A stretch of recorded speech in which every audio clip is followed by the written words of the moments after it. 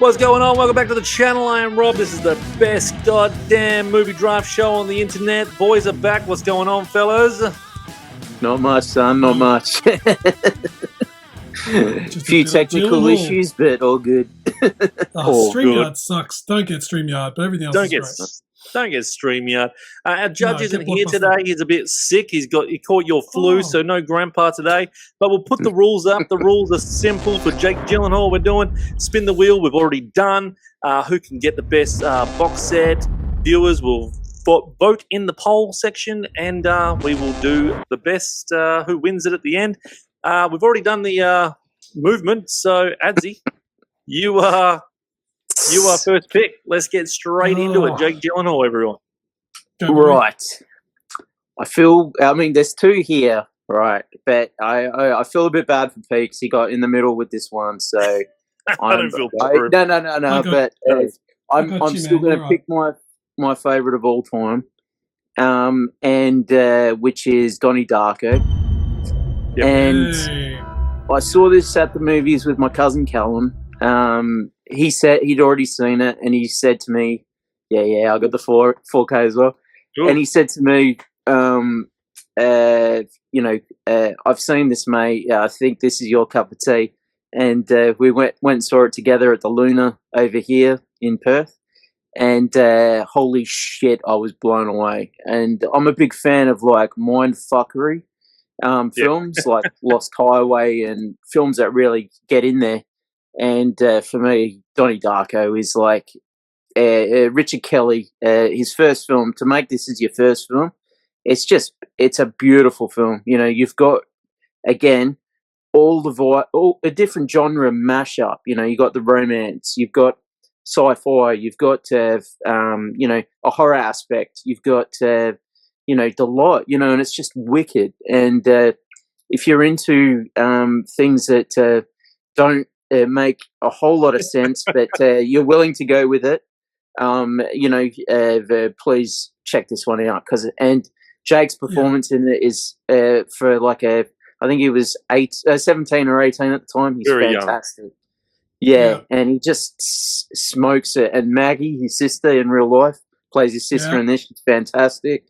And it's just a brilliant film. And time travel, like if you like time travel films, check this out. It's it's bull terror, So I highly recommend this film I'm not going to do a whole thing, but I highly recommend this film to anyone who hasn't seen it. And if you've been living under a fucking rock, to be honest, but check this film out. It's absolutely amazing. So that's my numero uno. It gets better with rewatches as well, because you pick up things you didn't notice. And for the viewers at home, if you listen to the audio commentary, there are certain aspects of this film that aren't actually spoken in the film. So if you got the commentary, you'll hear more about certain characters, who they really are and what they really do. And that also gives you a greater insight. The director's cut is okay, but I think the original is the best that you'll ever get from it. Love you, Pete. I reckon. Yeah, I reckon. That's my 2 cents worth anyway. I've never seen the director's cut. Look, it's good, but I think the original is good. Theatrical all the way, baby. Sorry. Yeah, for this one, definitely. But it's a top film, man. Like, it's a great pick, and it's so iconic as well for its time. It's just, It's one of those ones where everyone still argues about the ending, isn't it? Yep. And don't watch the sequel. The sequel, if you come near it, just forget it. I was about to say there's a sequel, isn't there? S. Darko. Yeah. You're watching S. Darko. Oh. Well, I'm going to have It's good to see returning characters, but it was a major disappointment compared to what Donnie Darko was. This was just so sad to see. But anyway. Yep. There you go. Nice number one pick, man. Bloody good one. Well, mate, it's a good number one pick. It's all right, number one pick. I think there's a better number one pick out there, though, just for those that are curious about box sets. I think Jake Gyllenhaal, Donnie Darko, whatever you want to call him, has a better range of performance when it comes to a little film called NIGHTCRAWLER. Oh, you prick. Yeah, I knew it. I love NIGHTCRAWLER. This is actually a beautiful release from Madman Entertainment, and it's got the Blu-ray, and it's got the script which is very nice, and some art Oh, cards, etc. really? But Nightcrawler is really good. I love the leading performance of the film. He's such a, he's a prick, but he's a smart prick, and he's a clever prick, and he's a determined prick, and everything else that goes with it. His performance is just so good and unhinging, unpredictable, and from a visual standpoint, I love the city, how the city looks in this film. I love Gyllenhaal's car in the film, the way it revs around the city streets, zipping around. And I won't get too much into the plot, but it's basically about a scam artist who develops a new, desire and basically goes after it. And there's nothing stopping him from fulfilling his ultimate dream and earning some money along the way. But it is a great performance from the lead. I think that's my favorite of his work. Boom. Oh, I love it. Fantastic film. I mean, it was so close to my number one. Yeah, it was a toss-up. I bet. Yeah. So. They're the two films, and you can split them with a hair. But I mean, with Nightcrawler, he's a sociopath. He's not a psychopath because he can hold back some of the stuff, but he's the biggest sociopath. And Jake's performance in it is phenomenal. And the whole script tight as a drum. If you're just looking for an intense thriller, and the ending to this film, holy shit! It builds and builds and builds towards a brilliant climax. And there's also a scene between Jake and Renee Russo that's at a dinner that's absolutely fan-fucking-tastic. That's it. Fantastic. Absolutely. It's just an absolute freaking wicked movie. It is. He is a go-getter. He's a go-getter. Yeah. Yep. And without look, it's a spoiler if you haven't seen it, but my favourite scene is when he's watching across from the cafe in his car. Yep. And he sets up the cops to come. Yep. Thank you very much. That's all I'm going to say if you haven't seen it. Sets up the cops to come. And he's right on time. He's right on scene to get the video camera out. Damn straight. It is a must watch. If you haven't seen it, please check this one out. I reckon it's worth a watch, and the less you know about it, you'll enjoy it far more. So check it out. Yeah, 100%. Yeah. Do you know what else is a must watch? I don't know. We've covered the two best films. So I don't know what you got. Well, there's another best film, I think, from 2013 with Hugh Jackman as well. It's called Prisoners. This is a banger. He's got so many bangers, actually. He really does have a lot of freaking bangers. And a lot of them, when I was rewatching this week, a lot of them are freaking really upsetting endings with Jake Gyllenhaal movies. They touch you, but this one, so don't touch too much.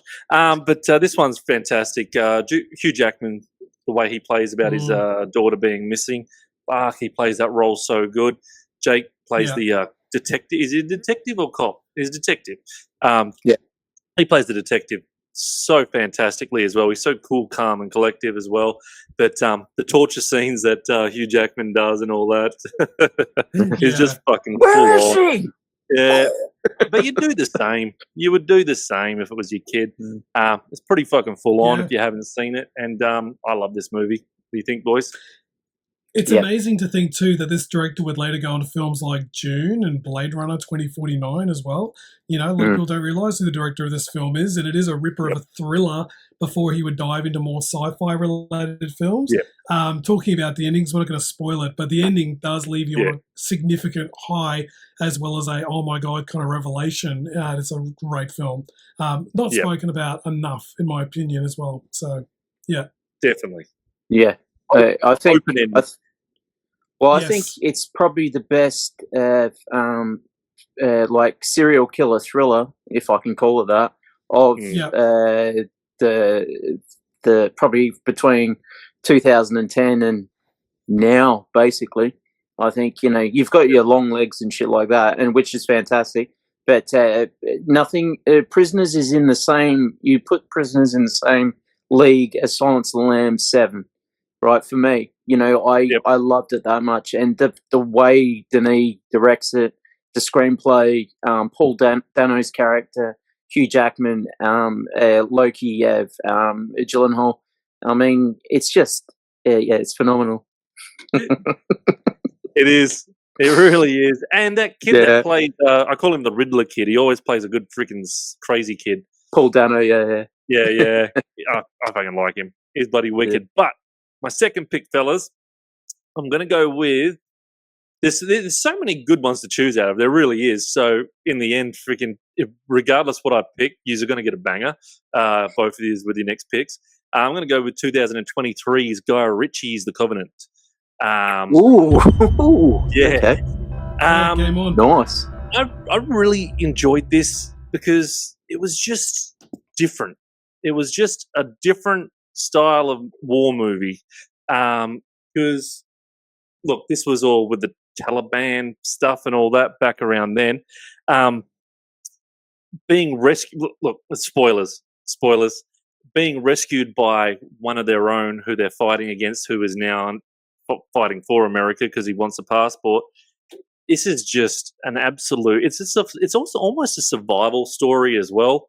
But being dragged through what would we call that area? I wouldn't say the bush because it's a lot of open land.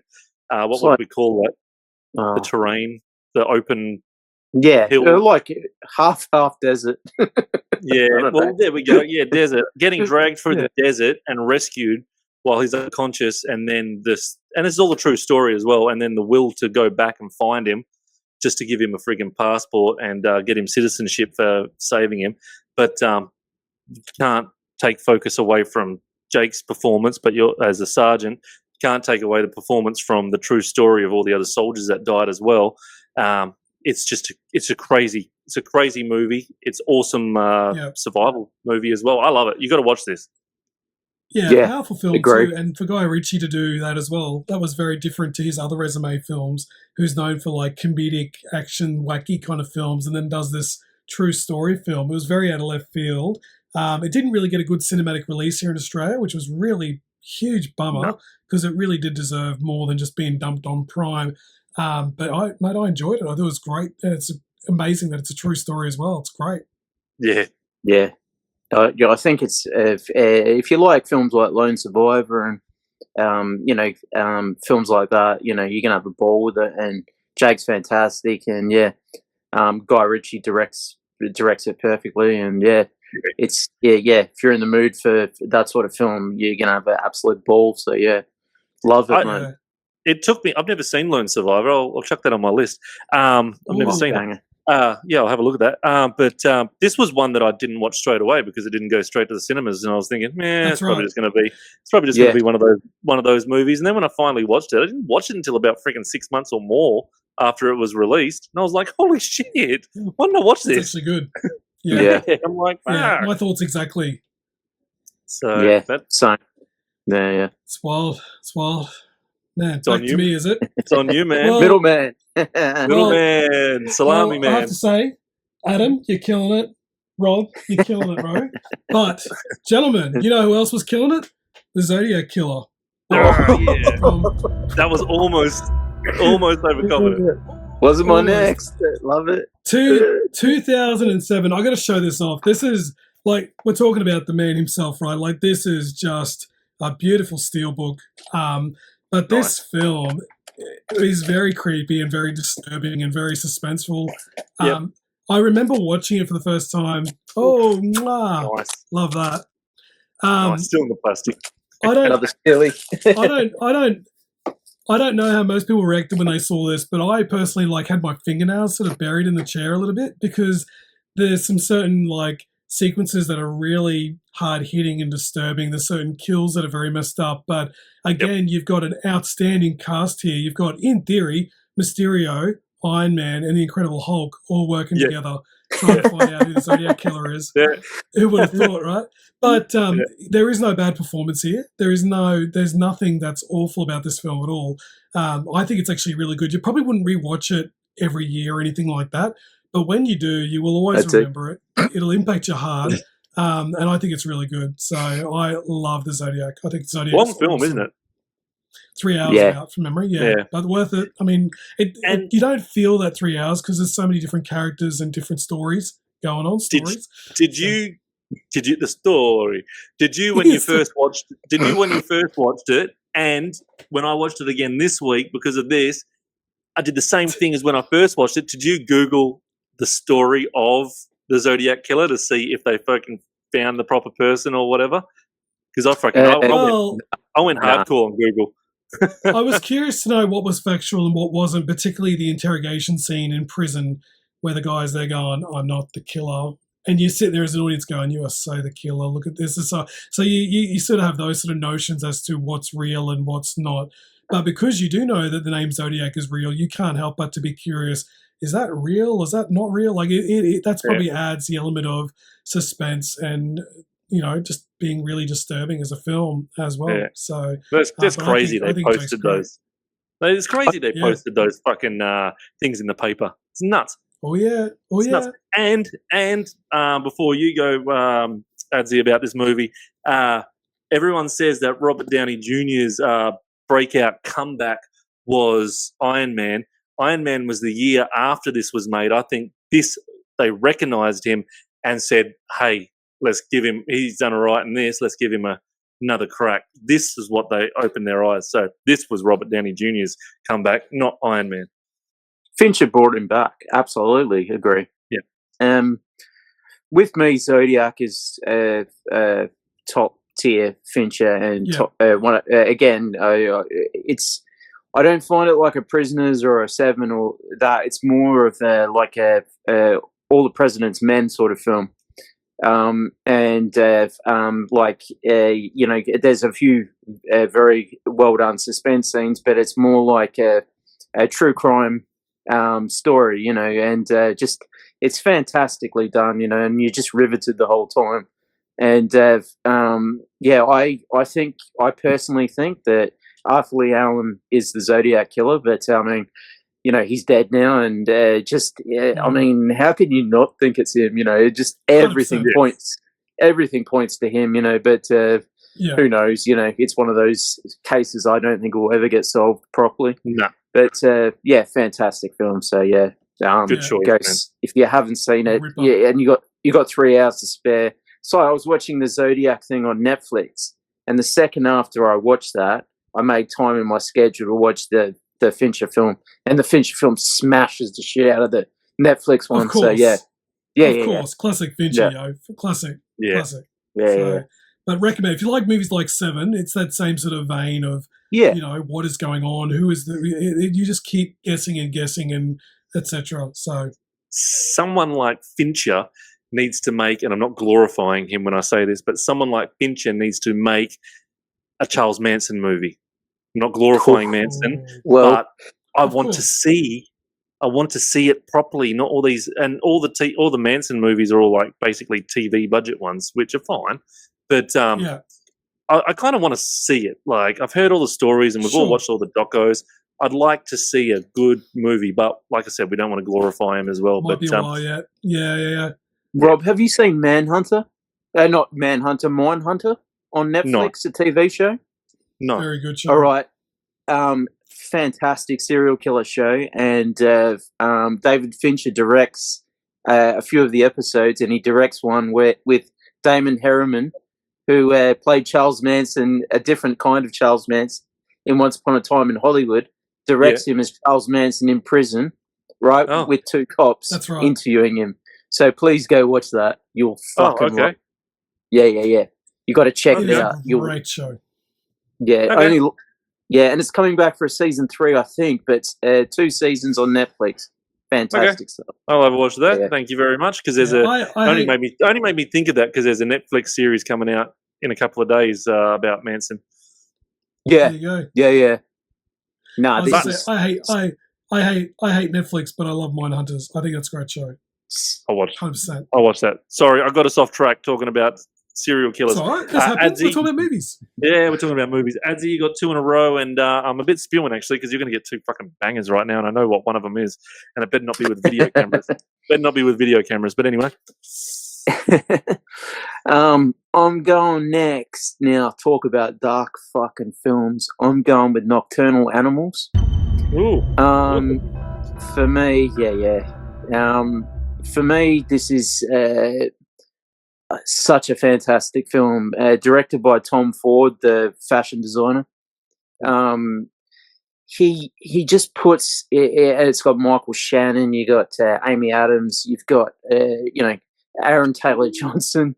I mean, the cast is fantastic, and it's about a couple or an ex-couple, and it's told in two different timelines. I'm not going to go full into this because I'll be here all night, but it's told in two different timelines. One of them is about a girl who's reading her ex's book as the film goes along, and then we see the ex's version of the book that played out in real life with real characters. Right? Yeah, I know that sounds but just watch it. Just trust me. Don't get stoned and watch it. Sorry, mate. Don't get stoned and watch it. It'll confuse you. This isn't what Get Stoned did.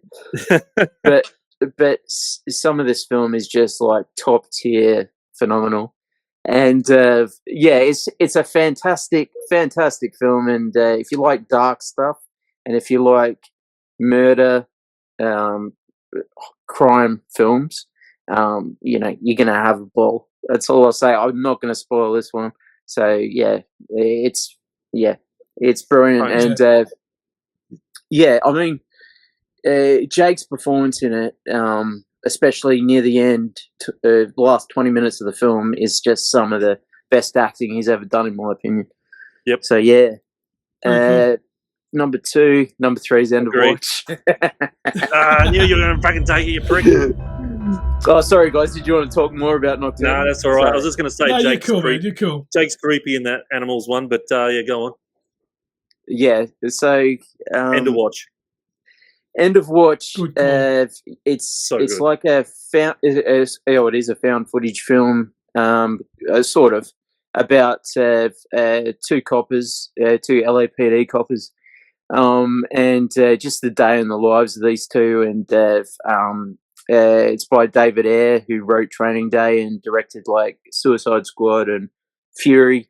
And it's about Jake and Michael Pena as the two officers, and they run into all sorts of stuff. And then it ends up, there's like a turn in it where they discover something, and then there's a hit out on them from a cartel, right? And then it just completely goes full on nuts. Brilliant. And so again, it's very dark. I'm not going to spoil anything, but if you haven't seen this, please check this out. If you like cops and robbers, thrillers and dramas, because this is a drama as well as being a thriller, you'll absolutely love it, And Michael Pena is fantastic. Anna Kendrick's in it from the Pitch Perfect movies. She's great. And definitely check this one out because it's 100%. It's hard boiled as fuck. If you like Training Day, if you like films like that, you're gonna love it. I mean, if you haven't seen it, watch it tonight because you're gonna have a ball, mate. And it's on like all the streamers. So yeah. Good point. If you like Training Day, watch it. You can't give spoilers away for this one as well. But it's if you haven't seen it, it's a lot of the footage is the police cam, and then him going around with the video camera. Yeah. It's just so good. I will say this as well. I found the first 5 to 10 minutes, particularly with all the dialogue and the fast banter between the two of them, I found that a little challenging at first. But if you can push through that, you'll see that there's a whole new level to this film. It's not just two guys riding in the car and talking trash. There is actually a really huge, huge change in the story. And by the end of it, I mean, it really does feel like you're on a roller coaster. You've strapped in. Please watch it in surround sound. That's very rewarding as well, especially with all the shootouts and the running around. And it's a really good experience as a film. But yeah, just that first 10 minutes, I found that was a bit, what? And then you get into it and you're like, oh, smash. Off we go. It's really good. Yeah, that's a ripper. 100%. Good choice. Rick, that was my next one. I'm torn. do I give up? Do I give up my number 4 now, or do I give up my number 3? This is hard. Well, you know what? I'm going to go for fun. I'm a fun dude. Right? I saw this in cinemas, and I thought, You are a fun dude, mate. I am a fun dude, mate. I am fun. Bloody oath. Party dude. Sorry, in 2011, I actually went to the cinemas to see this, and you know what? It's probably not 10 out of 10, but it's fun. It had a good mystery. It kept me guessing, and I could tell that Jake Gyllenhaal was having a break from all the drama and seriousness he's been doing. Source Code is a really fun film. I just thought the premise was so simple. It's about a man who's on a train. He has a couple of minutes, and the train blows up. That's the plot, essentially. And somehow he wakes back up and he's on the train and repeating everything all over again. So yes, it's Groundhog Day, but for 2 minutes and on a train. And he soon learns that he is assigned to find out, why does the train blow up? Who's responsible for the blowing up? Where is the bomb if there's a bomb? And the list sort of goes on. And, you know, there's a lot of characters on the train, and so he's sussing them all out. And, of course, he's only got a short amount of time. So every time he wakes back up, you think to yourself, get going, man. Come on, hurry up. What's going on? There's a bit of an adrenaline rush with this film. A little corny at the end, but you know what? I think that was fun for him to do that film. I've got it on 4K, and I think it's worth a watch, and I love a good thriller, and it was perfectly fine. I thought it was a great film, and again, just doesn't get enough love out there in the land of cinema. But Jakey Boy is really good in it, and I think it's great. Well, agree, mate. Yeah, fantastic film. Yeah, it's one of those ones that another one. Don't fucking be on your phone when you're watching it, or yes, please, full on intoxicated or whatever. Because just pay attention. You need to pay attention. Yes. What? That's all I'm going to say. Don't be doing this. I agree. Yeah, I agree with that, dude. 100%. 100%, man. Good pick, man. I like it. I'm going to go with this. Fucking a lot of his movies are fucking sad. Damn it. I'm going to go with. Got some horrible sadness in the middles of some of these. This one as well. 2015 Southpaw. Ooh. Southpaw. Goody. Yeah, Jinx. This just shows, this boxing movie just shows like a good comeback story. If you haven't seen it, I'm going to give one spoiler right now. Fuck, I hated the bit with his wife. I hated that bit. Yeah. That was so horrible. Comes out of nowhere. So horrible. You don't expect it. All because fucking you want to have a freaking punch up and be tough and all that. And then he loses everything and has to make a comeback story. This is a comeback story, a boxing comeback story. He had everything. He was one of the best, undefeated, and he just goes downhill when something happens to his wife. And, man, this rocks you, man. This movie rocks you. I don't care who you are. You're just watching this going, fucking damn, like, could this get any more phenomenal? I am phenomenal. Eminem literally sings a song called "Phenomenal." He does. He does. But could it get any more? I have to pop it in there. Could it get any more? No. Yeah, you did. It's just. It rips your heart out, this movie. Rips your heart out and makes you keep watching. It's not a movie that you're going to watch every single year. Maybe Adzi does, but every couple of years for me. But damn, it's a good comeback story, but just a bit with his wife. Horrible shit. But boys, no one sat in the cinema going, I saw that coming. No one saw that coming. No. You know, no one. It's a great film. I reckon people don't watch it enough. I think they watch it once and say that was brilliant, and then they don't watch it ever again. I think you probably should revisit it because the performances alone, you know, again, like we talk about these dudes that are jacked up. Jake Gyllenhaal is ripped, man. Like he is convincing. He is ripped as hell. Like you wouldn't. Yeah, like he's more ripped in this than Roadhouse or whatever else he's done. Yeah, he's ripped. Man. But he's convincing. He's convincing in this role, man. No, I like it too, Pete. You're not the only one. Yeah, it's awesome.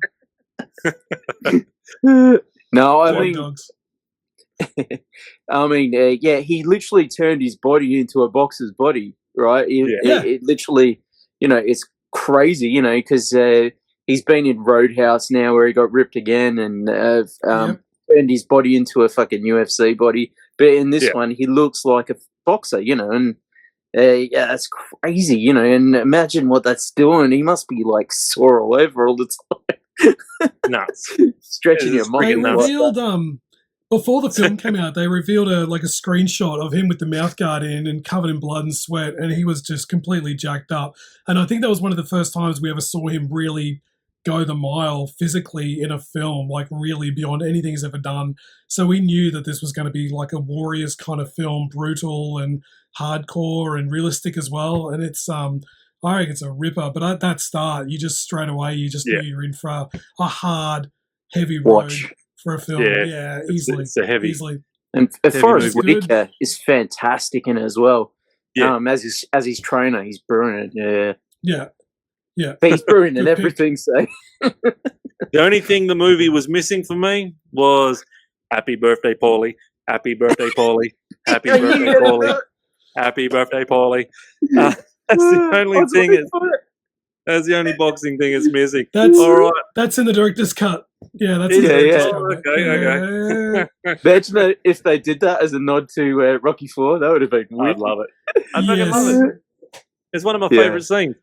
I know. He's like, what the hell is this?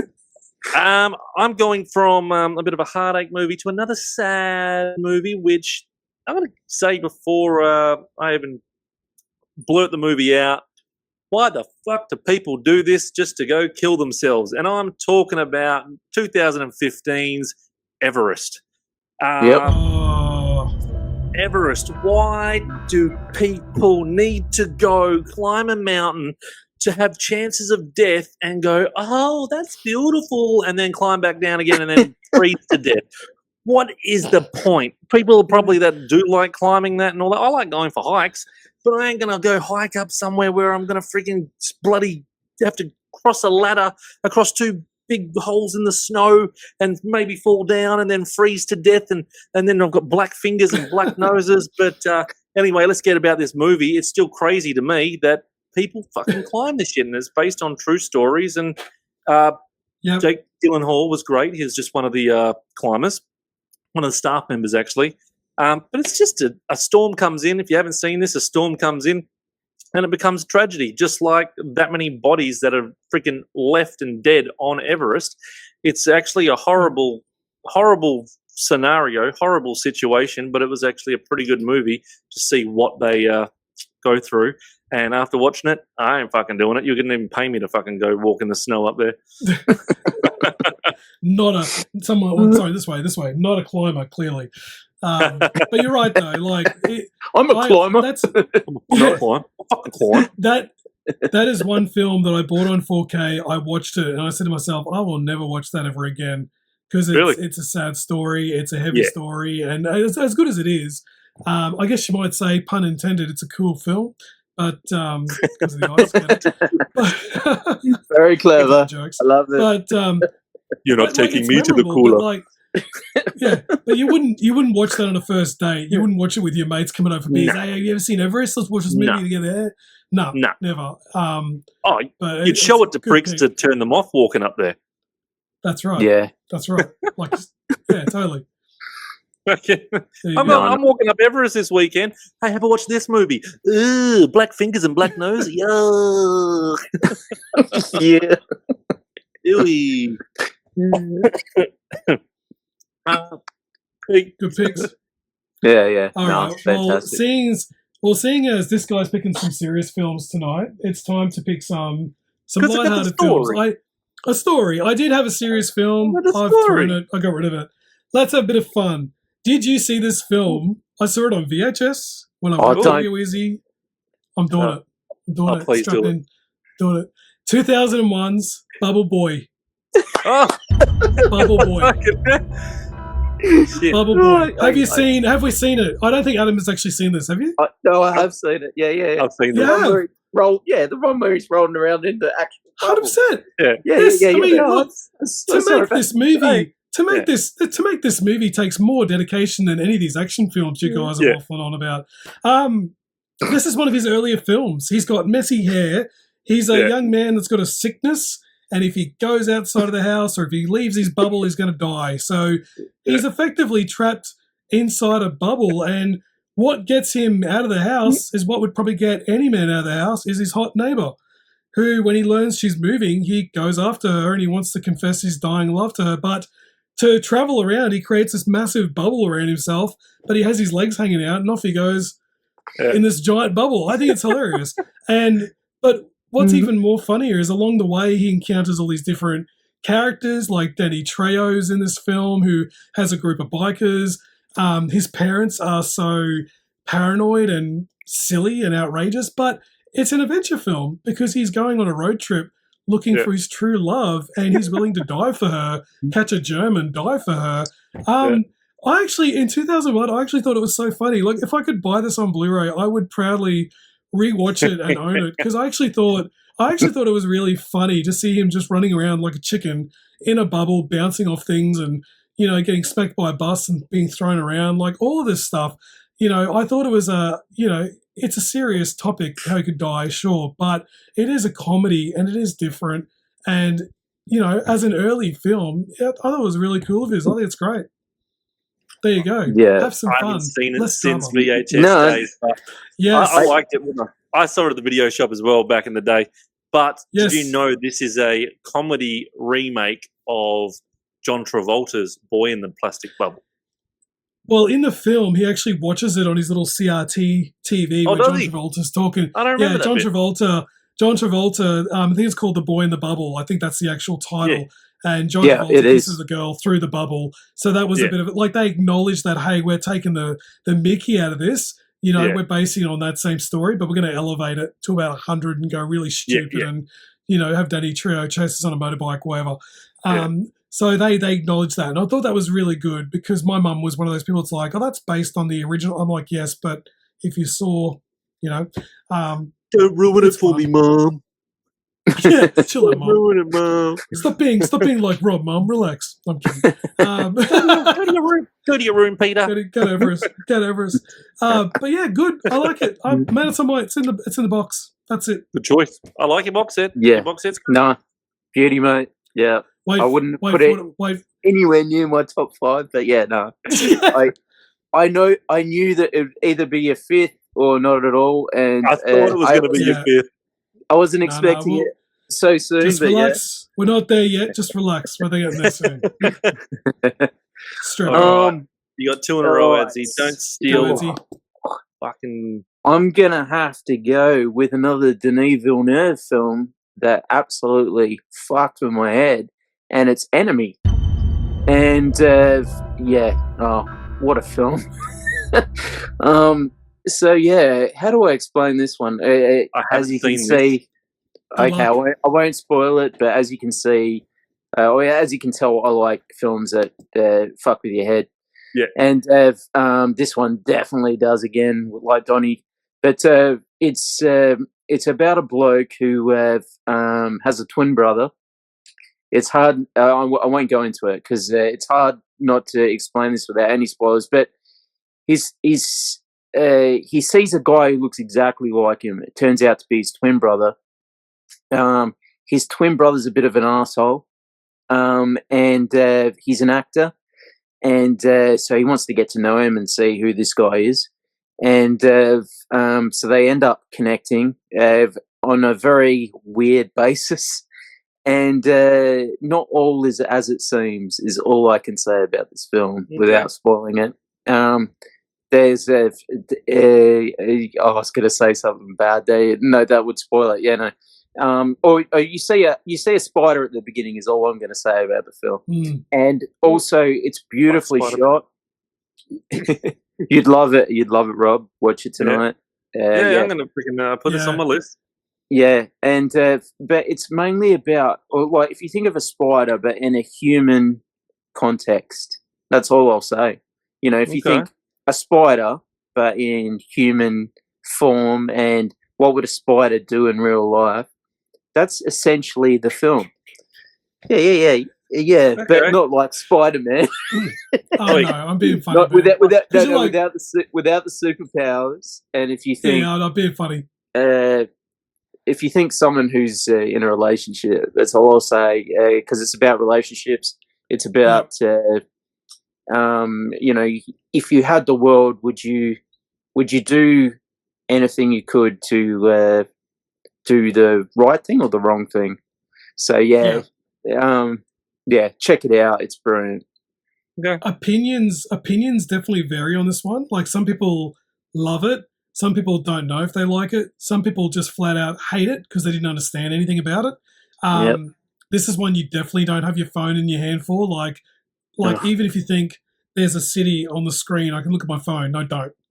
That's when you're supposed to look the most. Yeah. There's so much different shit in it.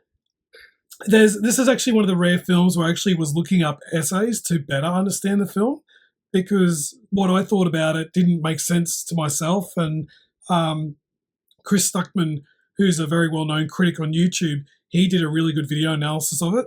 That was a very good analysis of this film, because, again, opinions are going to vary. What Rob takes away from it could be completely nothing close to what I thought of the film. Very, very artistic film and great performances again. And there are some moments where you're like, damn, this is like a little hard to watch even, but watch it. That's all I can say. That intrigues me. Yeah. Oh, it's your cuppa, Rob. Yeah. You like the mind effort like the rest of us. Yep. So, yeah. Oh yeah. Right. You got your last pick. I can't believe I got this last. At the end, it's one of my all-time favorite war films, and it's Jarhead. God. Yeah. I mean, this film is so bloody underrated. It's crazy. You know, it literally had it's Sam Mendes who did American Beauty, Road to Perdition, and this is his take on, I think it's the Saudi War, and it's just or Desert Storm, but they call it Desert Shield in the film. It's the first one before Saddam. It's a war anyway. Yeah, and it's so good. It's like Full Metal Jacket, the first half of Full Metal Jacket, except expanded into almost the whole film. You know, there's other bits in it, but it's about guys absolutely losing their minds, because it's basically about snipers who don't really have anything to do. Right, and it sounds boring, but it's anything but, right? And you got Jake Gyllenhaal and Peter Skarsgård as best mates in it, and one's Jake's the sniper, Peter's a scout, and Chris Cooper's their commander.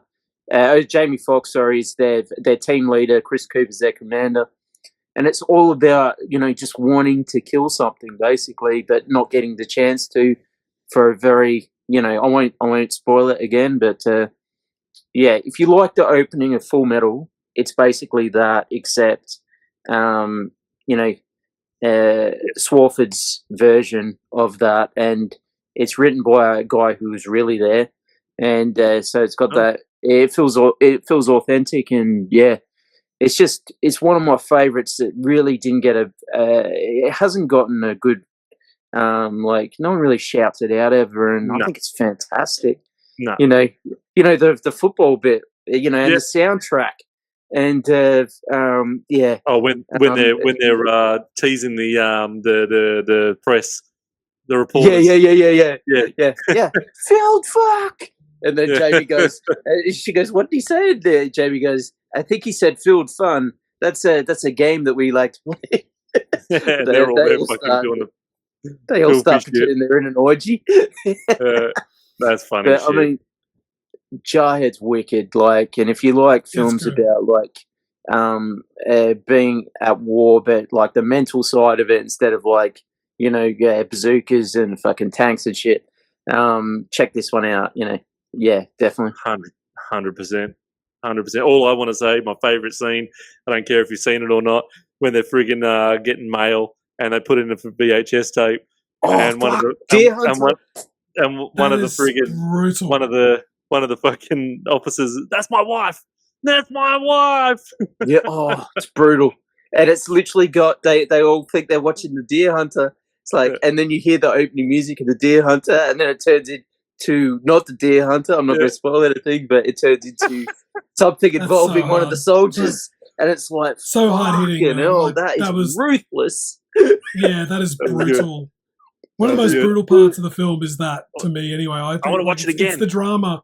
it's the drama side of war. You know, these guys are able to go home. They can't shoot anyone. They feel trapped, almost like they can't go there. They can't go here. We're just stuck here. And what are we going to do? I don't know. Just do this. Or so that's the frustrations and the drama of everything going at home, but they can't go home. And like that dude, it's just nuts. It's a very cool film, and Jake is great in that again, as usual. So, JARHEAD, what about that? Good choice. No, cheers, mate. Cheers, boys. Good film. Salami boy, your last pick. This guy. Well, I'll tell you this much: they're all good picks, but you haven't picked my fifth. Shame on you. Shame on you. What is it? He's gonna fuck. He's gonna. This is where I pretend the camera's frozen. My fifth pick is. I'm kidding. Guys, I watched this on VHS. I have always loved this film, and people don't know that Jake Gyllenhaal's in it, but he is. In 1991, there's a cowboy film called City Slickers. A cowboy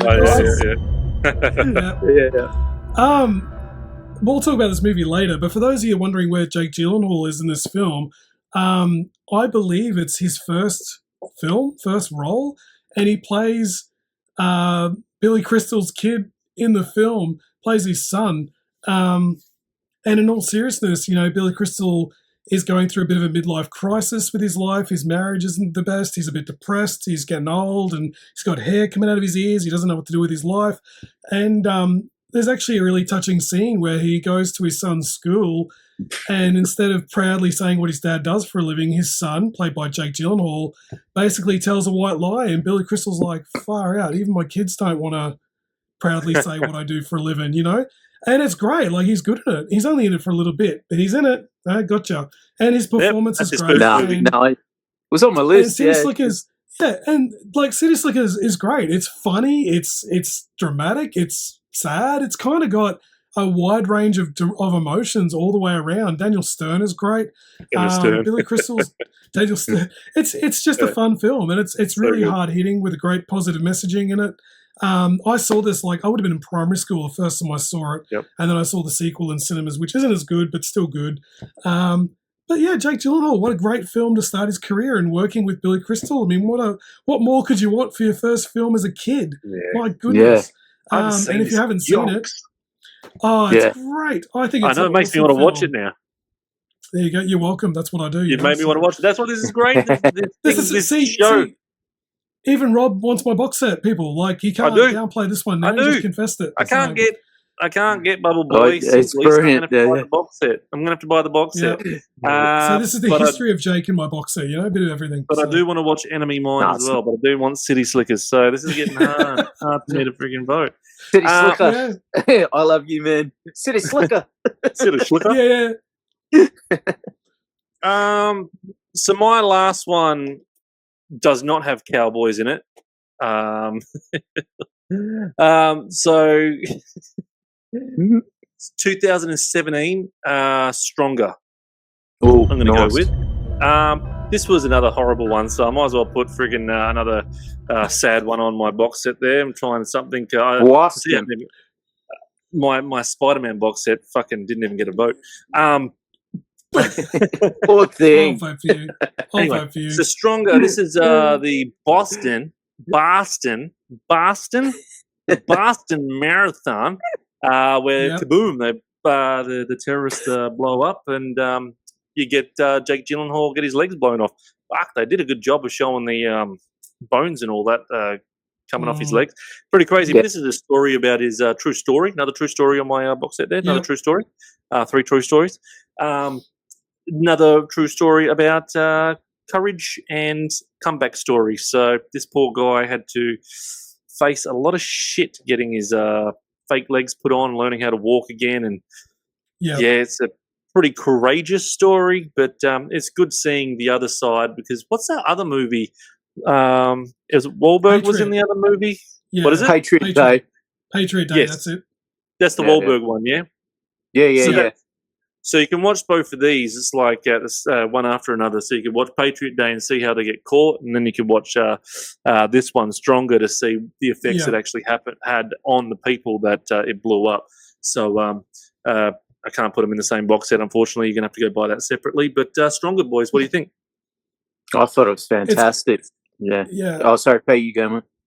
Oh no, you're good, man. Like this one actually made me shed out a lot of tears with this performance, this story. You know, it is about courage. It's also about standing back up and getting back on the horse again, as they say. You know, like don't give up on life. There's always Plan B for your life. All that stuff. There's so many like positive messaging that comes out of it. I remember I watched it for the first time, and you know, minor spoiler, not really, but when people start telling this guy, "Hey, you've inspired me." You've inspired my life and my challenges and what I'm going through. And when you realize how one man's choice has really impacted so many in the world, that got me. That's really what impacted me greatly.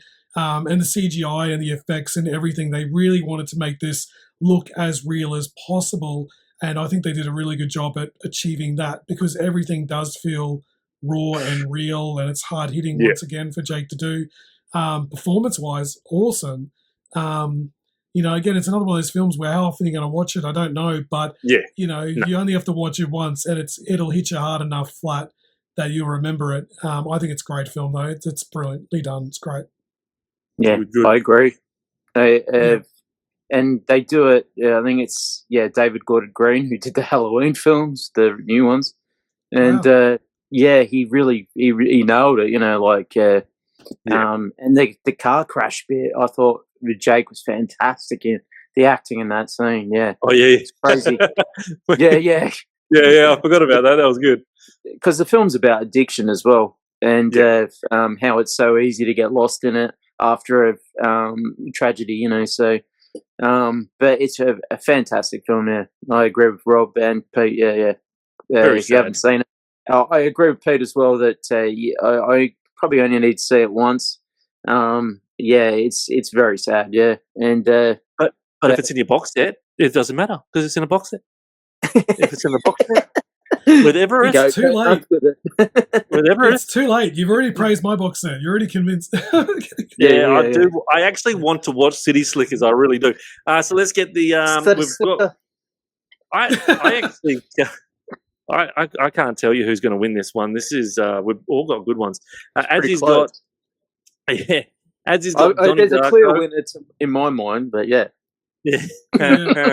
Hold on, no, I don't like you saying that. That's all right.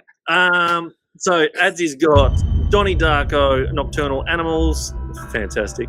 End of Watch, stole that.